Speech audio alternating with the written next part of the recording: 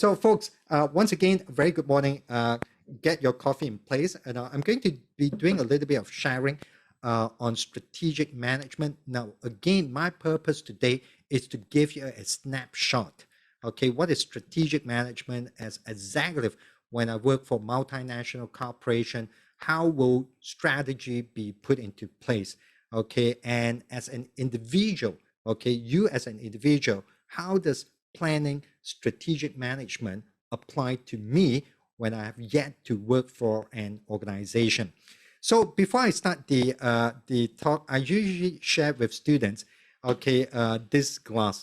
Okay, so some of my master students, when I show them this glass, they say, "Wow, John," saying, "Great, it's beer, half empty. Can you fill it up?" It's not about beer, okay. But the reason I wanted to share this slide is that when you look at it, okay, the question is, which one are you? Is it half full or half empty? Okay, so whatever perspective that you adopted in looking at the glass, okay, it really depends on you. I have some friends, students coming back to me and say that, well, definitely it's half empty. So if you adopted, okay, the half empty perspective and reflecting in the real world, whatever that we're going on right now, the challenges, COVID, business slowing down, if you adopt a half empty perspective, probably, just probably, some of the friends might say that, well, it's probably game over. We're not going to make it. It's the COVID. Damn it. Excuse me my language. Why can't COVID go away quickly and the business can boom? Okay, so that's half empty. But contrary, there are some friends who come to me and say, probably you're one of them as well. And I hope to inspire you, okay, to look at it from the other perspective. Well, John, it's interesting. It's actually half full, okay? It's waiting for opportunity, okay? Whatever modality it is, okay, to fill the glass. So if you adopt this view, I wanted to extend, okay, a pat on the back for you. But again, those who have not adopted this view, don't feel discouraged. But I felt that contentment to inspire you to think about this and look at it, okay, as an executive in development, okay, whatever challenges that you're going through, okay, how can we look at this as an opportunity, but not a threat? Okay, so can I just quote one of the famous wording from one of the management guru, Peter Drucker. He once said that when the only certainty you have is uncertainty, and when the only security you have is insecurity, then successful executive like yourself will not wait for opportunity, will not just seize opportunity, but you will create opportunity. Isn't that beautiful, my friends? Can you hear what I say? I think it's so intriguing. If you go for admission interviews and interviewer asks you, what makes you stand out among the crowds? What makes you different, okay, from the candidates that just met this morning? And you can look them in the eye and say that while I'm an individual that, who are not just going to sit there, wait for opportunities to happen, in seizing opportunities is great, okay, but I am an individual who love to create opportunities disregard of whatever environment that we're going through, okay. So in reflecting this, I think it's beautiful when Peter Drucker mentioned that when the only certainty you have is uncertainty, when the only security you have is insecurity, then the way forward, my friends, it's not to wait, it's not to cease, but to create opportunities for yourself. So that is what managers do. Okay, I want you to look me in the eye, okay, that in developing that executive in you, that leadership in you, it's so important, okay, that we all understood that in the business world, it's a dog eat dog world. It's the survival of the fittest. And some friends say that how I wish COVID is going to end soon. But even after the COVID, there are other challenges. So as executive development in you, okay, as leaders in development, just like yourself, okay, you have that acumen, okay, in standing out among the crowds on not just wait, seize, but you create opportunities, okay, disregard of whether it's uncertainty, insecurity in the workplace. Does that make sense? Okay, so this is just a preamble before I move on to the main need. Now, having to say that, okay, I think, besides talking about strategy in painting some of the preambles, in going to business school, it's important. So when you come into the business school, when you graduate, there are two indicators of success. Okay, so once again, when you graduate, there are two indicators of success. One indicator is definitely, your CGPA. What is your CGPA? So that is one of the reflection, one of the indicator of how well you did in university. But the other set of indicators are definitely soft skills. When you go for interview, employers will ask you, they don't ask you, what is your CGPA? Wow, 3.99. When can you start work?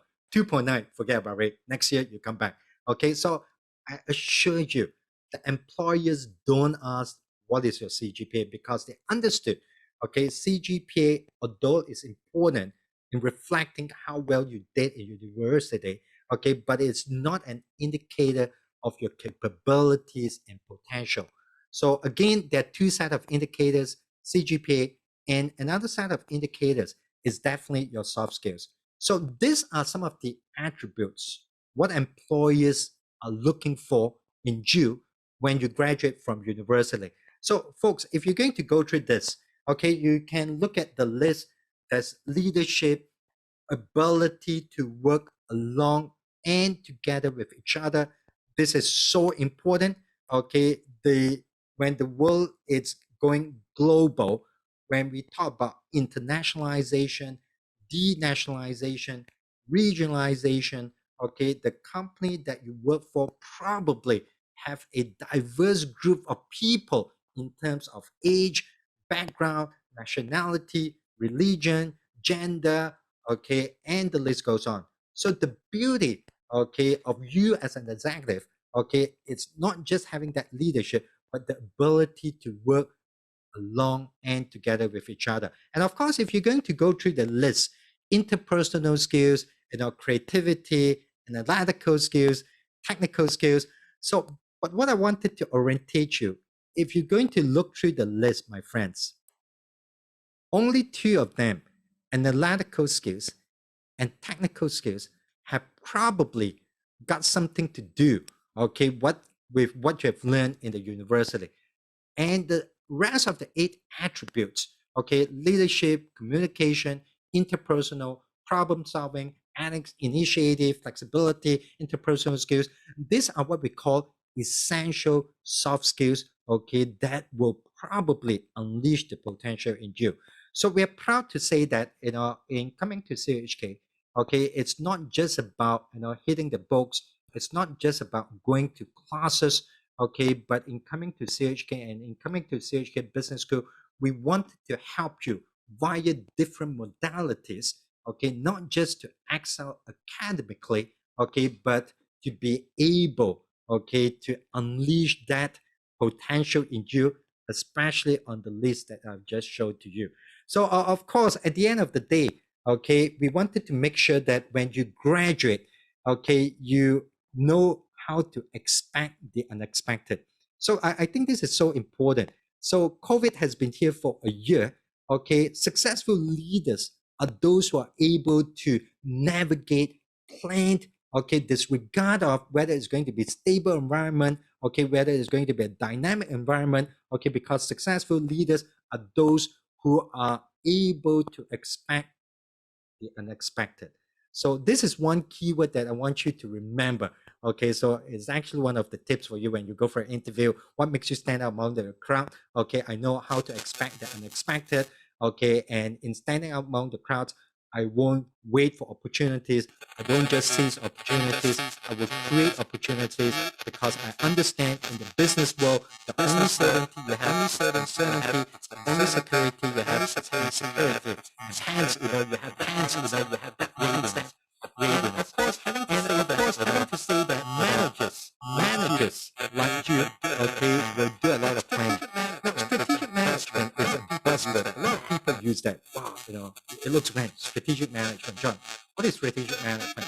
So if you're going to look at management function, the basic management function, whereby it's being coined by a management guru, from planning, organizing, leading, and controlling. So these are what we call the management functions. Essentially, you as a manager will perform these four functions: planning, organizing, with the right people at the right place, leading, okay, inspiring, okay, motivating, encouraging, okay, leading your team to challenges, and last but not least, controlling, making sure that we achieve what we set forth to achieve. So planning is actually the very first management function. Now, under planning, there's something what we call strategic management. So the basics of strategic management is that when you look at the definition, it's what managers do, okay, to develop organization strategies. Now, I want you to have this in mind, okay? It's what managers do, okay, in developing organizational strategies. Wow, it sounded cliche, but I wanted to throw this back to you. If you say that you wanted to develop a business, a startup, then it will probably start with strategic management, because it's something you need to do, put into place, okay, in developing strategies for your startup. Okay, does that make sense? Okay, strategic management, assuming that you're an entrepreneur, okay, and when you put strategic management in place, okay, essentially is like developing, strategies for your firm, who you are, what are you going to do, what do I have to offer, how am I going to compete, how am I going to make sure that business is sustainable, how am I going to make sure that I achieve what I set forth to achieve. Does that make sense, my friends? Okay, so strategic management. So, in coming to strategic management, some of my MBA students, they, master students, they came to me and say that, wow, John, well, interesting. So they remember what I say. John, you mentioned the only certainty you have is uncertainty. The only security you have is insecurity. So if that's the case, why plan? What I plan today might not work tomorrow. What works today may not work next month. What is viable this year may not be viable next year. Okay, so students coming to me and say, wow, this is so BSing. Why do managers need to plan? So can I inspire you to look at a few things? So under the BRIC umbrella, even before we start to talk about strategic management, why do managers like yourself need to plan? So let's take a look at some of the essence. Why do managers plan? Okay, I want you to take a snapshot of this, okay, at the back of your head. Okay, managers plan essentially because of four reasons. One, it provides you with that direction. Reduce uncertainty, minimize waste and redundancy, set standards for controlling. Okay, so let's come on to that. Okay, so I want you to remember, provide direction, reduces uncertainty, minimize waste and uncertainty, and of course, set the standards for controlling. So the first one, provide direction, where you should be heading. If you don't plan, how do you know where you wanted to go? To give you a gist. Okay. The second one, reduce uncertainty. Now, this is so important. Can I share with you? A few years back, I did an experiment with my master students. There are 6 groups. 6 groups. I gave them jigsaw puzzle, 200 pieces. Okay, so it's an envelope. So I gave the 6 group. Only one group, my friends, have the end picture. The other 5 groups, no end picture. Can you imagine that? Okay, so there are 6 groups. Okay, and out of the 5 groups, out of the 6 groups, 5 groups don't have the end picture as to what is the end product of the jigsaw puzzle, but only one group, okay, I let them say this is the end picture. Okay, and the other 5 groups, John, what is the end picture? I said, no end picture, just do it. Okay, and you can probably guess 90% of the time, okay, the group that have the end picture will be able to complete the jigsaw puzzle much faster than the group that does not have the end picture. Okay, so does that make sense to you? So, it may sound a little bit far-reaching. Wow, John, I can understand, provide direction, reduce uncertainty because the end picture is going to be there, okay, which is why I felt more comfortable, confident as to what I wanted to achieve along the way. Okay, it minimized some waste, okay, because I'm not going to some dead end because I know what is the end picture. And at the end, okay, it serves as a control because if you have the end picture, you can benchmark how far off you are.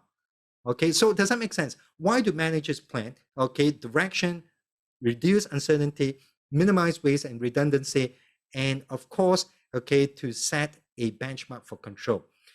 So, guys, of course, you are not a manager yet. Okay, but I want you to think after today, what is your plan? Okay, what's your end picture?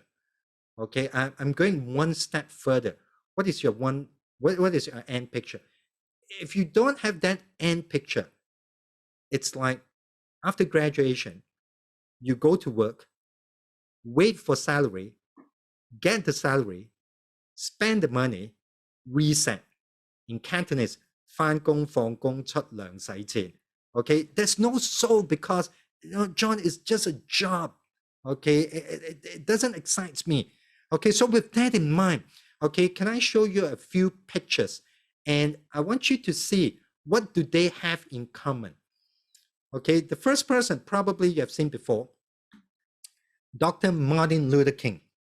Wow, iconic. Okay, go to his YouTube. Okay, if you're going to watch his speech, Martin Luther King, I have a dream, quote unquote. I have a dream someday white boys, black girls will be able to sit on the same table to have a meal, not to be judged by the color of their skin, but by the content of their character. I have a dream deeply rooted in the American dream. I have a dream that someday I have a dream. So if you're going to, watch his YouTube speech, it's really emotional. Okay, the word "I have a dream" came up at least probably 10 times or more than that. Martin Luther King. Okay, the second person I wanted to show you, probably you have not seen him before, but I'm sure you may have been to his place. Okay, this is Walt Disney, founder of Disneyland. Okay, so Walt Disney, okay, when he first started Disneyland, it actually started something like that. Well, I have a dream in building the happiest place on earth. Guys, I have a dream. Okay, so Martin Luther King, I have a dream. Okay, Walt Disney, I have a dream in building the happiest place on earth. Martin Luther King, I have a dream deeply rooted in the American dream. Walt Disney, I have a dream. Now, the third person I wanted to share with you, probably it's going to be a little bit closer. Ta-da! Steve Jobs, my idol. I'm sure some of you might be using his products, services. The founder of Apple Computer is Steve Jobs and Steve Wozniak. Okay, Steve Jobs, when he and Steve Wozniak together first started Apple Computer at the back of their garage, had this vision. We have a dream that probably all American families will be able to own a personal computer. We have a dream. Okay, guys, you get it? All right. So can I rewind back a little bit? Martin Luther King, Walt Disney, Steve Jobs. So, with that in mind, can I come to a conclusion? When we talk about planning, okay, can I come to a conclusion that all things are created twice? First mentally and second physically. Can I ask you to look at this? Okay, I think it's so beautiful because you're almost ending your high school, getting ready to come to university.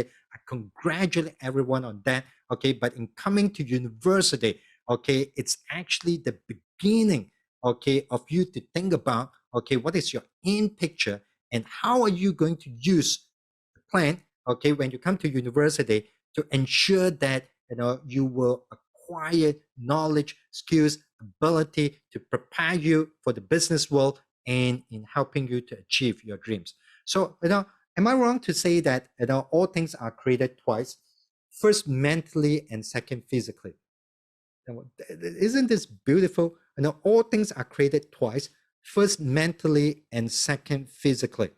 Okay, and can I use one of the quote by one of my favorite authors? Okay, Stephen Covey, 7 Habits. Okay, and one of the habits by Stephen Covey is to begin with an end in mind. So, guys, can I throw this back to you? Successful executive, whether it's going to be Steve Jobs, Walt Disney, Martin Luther King, Jack Ma, founder of very successful firms, Elon Musk, Jeff Bezos, the list goes on. If you look at their biography, I can assure you, okay, that these executive successful entrepreneurs have these things in place, okay, at the back of their mind. What is the end picture? Because they understand that all things are created twice, first mentally and then second physically. If you don't even dare to dream about that, how can you expect to achieve what you think you wanted to achieve? Because there's no direction. Okay, you are uncertain. You go about to the wrong direction, a lot of waste and redundancy, and there is no control. Okay, does that make sense? So having to say that, I think this is so important as executive in you. Okay, you don't, guys, as successful leaders, don't go outside, as a manager, general manager. Wow, 大家好, congrats, welcome to this company. Can I inspire you the vision of this company? But when some of the colleagues come to you and ask you what is your dream, you say, oh, no, don't have. So if that's the case, you are BSing them. Okay, don't BS. Okay, it will start from you individually when you talk about planning. So I used the word, it sounded cliche, dreams, for a couple of times, but this is essentially the backbone of it. If you don't believe, let me show you the next slide. Okay, so I've talked about dreams a couple of times, okay, on successful leaders, entrepreneurs. So if you're going to look at this, dreams will create the parameters for vision, visions to expectations, expectation to goals, goals to objective, objectives to actions, actions to career and life. So this is how you go back. Okay, so dreams, vision, expectation, goals, objective, actions, career, and life. So, friends, I think after today, disregard it, whether you come to CHK or other universities, I hope that after today, your dream is going to be more concrete. It's not just any dream, okay, but dreams are, visions with deadlines, or some say it's dreams are goals with deadlines. So I want you to think about, what is your dream? You'll be surprised sometimes when you come for interviewer will ask you, what is your dream? Okay, and how do you want to actualize your dream by coming to university? Okay, so again, in extra reaching out to you, why having that dreams is important, okay, because if you're going to look through it, okay, dreams will create the parameters for visions, expectation, goals, life, actions, career. And if you're going to look at this, once again, it will provide you with that direction, minimize waste and redundancy, reduce uncertainty, and provide you with that control and benchmark. Does that make sense? Okay, so well, John, I have dreams, but it's difficult. I'm sure if you ask anyone of the successful entrepreneur, no one probably could have thought that the business can go so big, but it all started with a dream. Okay, and in quoting Nelson Mandela, okay, when you think it's impossible, okay, until it is done, they're saying that, well, actually it's not bad.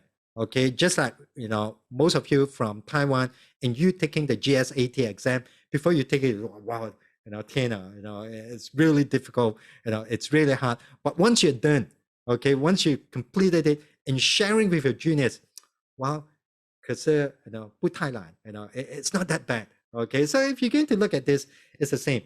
Okay, it always seems impossible until it is done. All right, so again, please, we talk about dreams, why plan, why doing planning, the 4 reasons. If you don't plan, probably these are some of the shortcomings. In having dream, it's important, okay, because all things are created twice, first mentally and second physically, and in trying to respond, okay, Stephen Covey, one of the habits, begin with an end in mind. So that's great. So this is how I start my lectures. Even before we talk about strategic management, okay, I wanted to make sure students really understood the essence of planning, because if they don't have this, then I think it's meaningless, okay, to even talk about strategic planning. Okay, does that make sense? Okay, so the backbone of strategic planning, when you rewind back a little bit, when we talk about planning, it's definitely that vision you have, that dream you have. So when we talk about the strategic management process, guys, you don't need to write notes. So when you come to CHK, I'm sure we're going to implant this framework into your mind, okay, so that when you graduate, when you go for case calculations, you can put it into practice. So when you're going to look at the strategic management process, there's a few layers to it: the planning part, the implementation part, and the evaluation. So basically, when we look at the strategic management process, it's actually a 6-step process: 1, 2, 3, 4, 5, 6. Okay, we look at the vision, internal, external analysis, formulate strategies, implement strategies, and evaluation. Guys, it's as simple as that. Even if you go to consulting firms, whether it's going with McKinsey, BCG, Accenture, the framework essentially is the same, but of course, because they're getting paid so much, okay, the model, it's more elaborate. So, but again, if you're going to look at, okay, the steps of strategic management process, is 6-step process: identify the vision, external, internal analysis, formulate strategies, implement strategies, okay, and of course, at the end, evaluate. So let's take a look at the first step.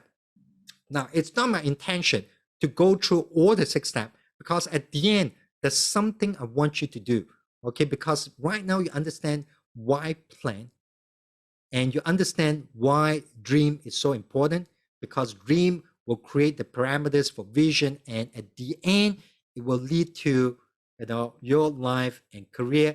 But I just wanted to give you a snapshot, the 6 steps, and at the end, okay, before we go, there's something I want you to do in developing your own plan as well, okay, so that when you come to university, you're more concrete as to what you wanted to achieve.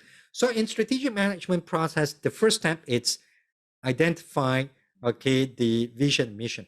So the vision, it's important. So when you look at the vision of any companies, I'm sure, okay, that you have dreams that probably you wanted to start your own company.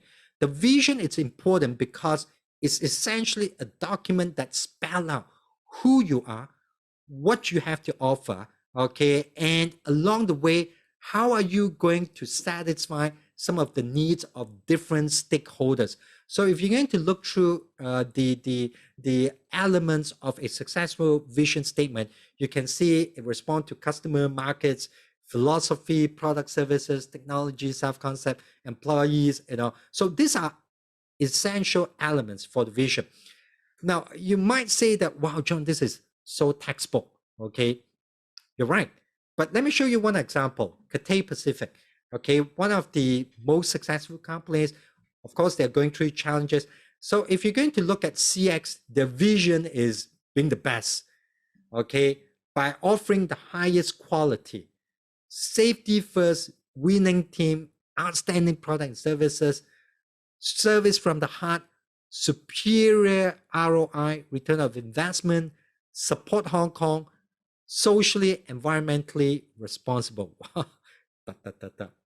So can I rewind back? If you're going to put this side by side, okay, the vision statement of CX, Cathay Pacific, almost respond, okay, quite, accurately, almost entirely, the wordings, it's a little bit different, 90%, okay, of what it says that the vision statement should be included according to the framework, or what did we say, theoretical concept. So this is beautiful. Okay, so the vision statement, it's really important. The vision statement usually comes from the dream of the founder, you. So how do you come up with the vision? It started with the dream. So again, even before you talk about step one, what is your dream? How can you translate that into a vision of what you wanted to offer, return of investment, who are important employees, what are you going to be offering, sustainability, social responsibility, and the list goes on. So that is step one. So, Steve Jobs, same guy, when you look at him, amazing dreams, okay, and, crafting the vision and putting into place what he believed in. That belief is so strong. Okay, so step one. Now, step 2 and 3. So if you remember step 2 and 3, it's about internal and external analysis.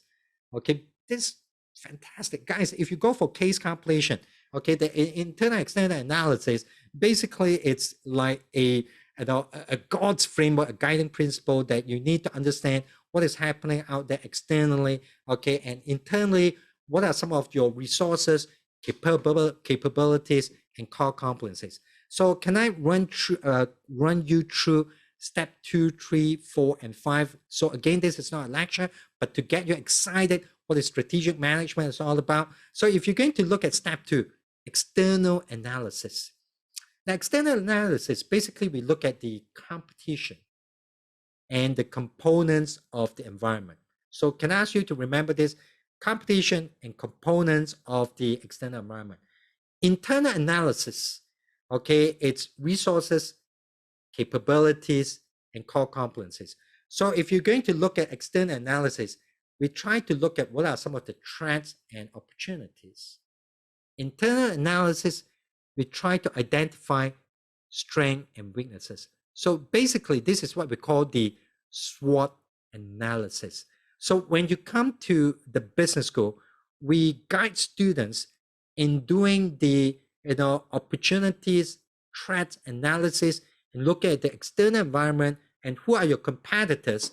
We use what we call the Michael Porter framework. So this is where we look at opportunities and threats and looking at industry dynamics and institutional factors. So industry dynamics. So again, this is where we try to identify threat and opportunities. Okay, and I usually use industry dynamics and institutional factors. Okay, industry dynamics, it's to look at your competitions. Institutional factors is to look at the external environment. So in terms of industry dynamics, I usually use Michael Porter's 5 forces, okay, bargaining power of buyers, suppliers, threat of entries, threat of substitute, and competition among rivalries, and looking at industry dynamics, competition. Okay, in terms of institutional factors, okay, we use the PSET analysis, political, econ, social, tech, in trying to identify what are some of the trends out there. Okay, is it an opportunity or is it a threat? Okay, for example, if you're going to look at Japan, in the past, back in the early 1990s, 2000s, Japan is one of the most successful, okay, country in the world. They are the super driver in terms of economic superpower, okay. But if you're going to look at Japan, okay, in the early 2000s, okay, until now, the productivity is sliding, okay, because of aging population. So so that there's this cover magazine from Time that says that can Uniqlo save Japan? Okay, because of aging population, because of delayed marriage, low birth rate. How can Japan attract talents, okay, to the country, okay, to ensure that the sustainability is going to be there as well? So, this is one of the article that I extract. In Japan, no sex, no marriage. Why Japan has so many sex-free marriage, and at the end, okay, there's no there's going to be a delayed marriage, and of course, in terms of childbirth, okay, the data, it's not as encouraging. So again, these are some of the gist patterns that we look at when we try to look for opportunity and threats in terms of institutional factors and industry dynamics. So with all this framework, okay, we also look at the strength and weaknesses by looking at the company, okay, resources. What do we have that we are doing which are really good? Okay, in a sense, what is the company secret weapon? What do we have which are valuable and different as compared to our competitors? What do we have that is difficult to imitate? What do we have, okay, that is not substitutable, okay, in terms of product and services? So basically, in doing that strength and weaknesses analysis, we will look internally as to what are our own core competencies. What are your secret weapon? So guys, can I look you in the eye? Can I ask you right now, if I ask you, when you come for an interview, if I ask you, what is your core competency? What makes you stand out among the crowds when every year there are millions of graduates from university flocking to the business world looking for jobs, and everyone, okay, almost look the same. They have the same training, university degree, okay. And if you come for an interview, if I'm going to ask you, what is your core competency? How are you going to answer that? So friends, can I ask you to think about this? Okay, dreams, plans, okay, and of course, next thing I want you to think about, okay, is what is your core competency? What do you have that is unique, okay, as compared to other candidates who's applying for admission, who's seeking to jobs, makes you stand out among the crowds? Okay, what is your secret weapon? What is your kung fu? Okay, that makes you, okay, unique. Okay, so with this in mind, okay, usually I share with students when they come to class, in looking at resources-based view, okay, in looking at something that you're offering in terms of product and services, okay, which are valuable, rare, difficult to imitate, and not easy to substitute. So in identifying core competencies. So, step 4, 5, and 6, is something that I wanted to save when you come to CHK. Okay, once we have identified the strength, weakness, opportunity, and threats, okay, looking at institutional factors, industry dynamics, core competencies, okay, what do we have? Then we look at how are we going to develop these strategies? What strategies that are available out there? Whether it's going to be cost leadership, differentiation, or focus. So to whet your appetite, there are different strategies available out there, okay, that I'm sure you can compare. Some of them go for cost leadership, cheap, it's important. Differentiation, it's not cheap, but we stand among the crowds in terms of unique product and services offering. Focus level strategy, okay, on a very niche market. So just to whet your appetite a little bit, okay, the different type of strategies which are available. So now goal setting, I'm going to hold on to that, okay, because I wanted to move on to the last slide, okay, before we go. Okay, we started by, I started by engaging you guys in thinking about uncertainty, in thinking about developing that successful, okay, executive in Jew. It's not just about looking at CGPA, but, in coming to CHK Business School, CHK, how can we help you unleash your potential? Okay, what are some of the essential soft skills that you need to acquire? And I charge you guys up in looking at the glass, not half empty, but half full. Okay, if that's the case, how can you create opportunity, not wait and seize? Okay, and with that in mind, having the dream is so important. What is your dream?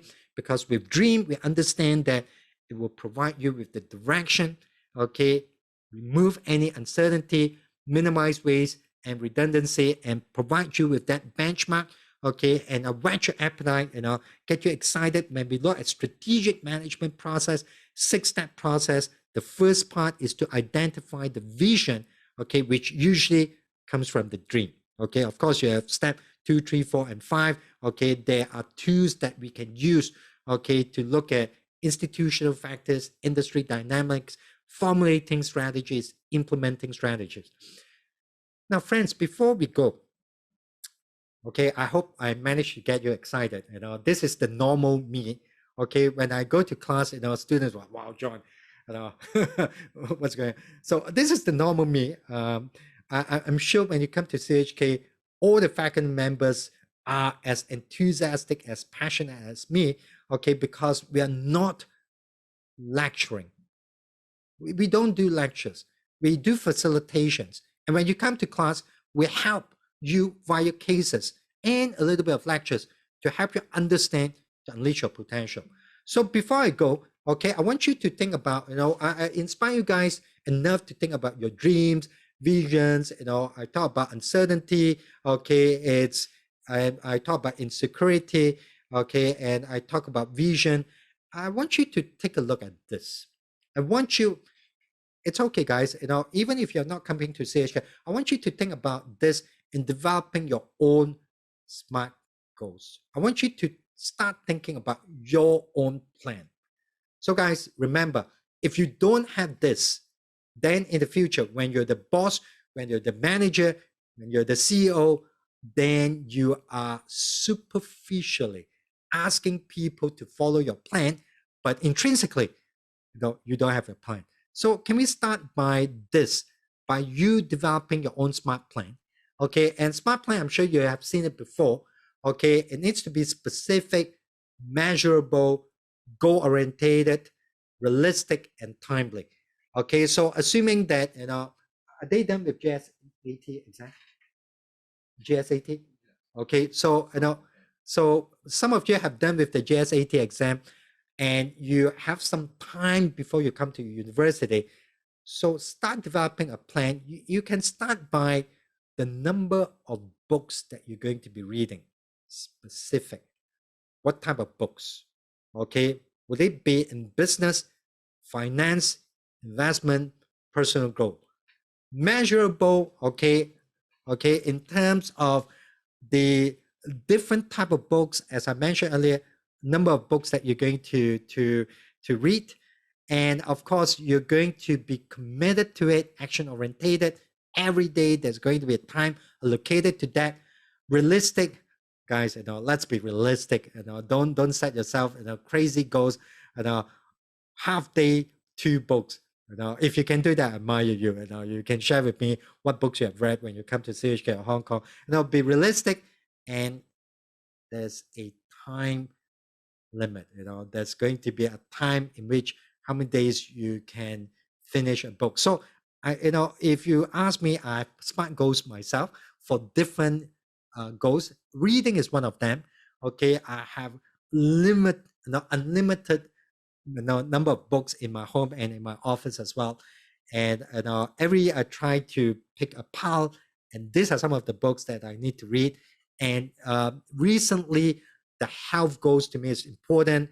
And to share with you really that, every week, okay, that my goal is to at least 20 kilometers in running and keeping my heart rate below 150. Okay, and the goal is not just to trim, okay, but to maintain a healthy lifestyle, for example. So friends, can I throw this to you? Okay, you develop your plans, okay, to make it work for yourself, even before you reach out to your colleagues, your future peers, okay, in telling them the plan of the company, but you have started individually, the plan for yourself. So, to end this, okay, of course, one of my 2 favorite quotes, Richard Branson, okay, there are a lot of challenges that's going to be coming to you, even if you complete your GSAT, okay, but to me, Richard Branson says it's all, life is so much more fun when you say yes rather than no, okay? Of course, right now it's COVID. Well, COVID, so what to me? Okay, things go on. Okay, when students come to me, I say that, we don't need to wait for the rain and storm to pass. But as executive like yourself, we learn to dance in the rain, okay, and navigate through the storm. Okay, so it's been a great pleasure looking at you guys. And this morning, okay, I wanted to again extend an inspiration for everyone. Okay, in this challenging, difficult time. Okay, there are still opportunities, but we are very enthusiastic when you come to CHK and CHK Business School. Okay, in helping you to unleash your potential in developing that global leaders in you for the Asian century. Okay, because Asian is definitely going to rock the market size, 5 point something billion people. Okay, so which is why I believe that CHK is strategically located between proximity of some of the biggest market and of course to Asia as well. So with that in mind, friends, it's good to see everyone this morning. Okay, I hope I'm able to channel some inspiration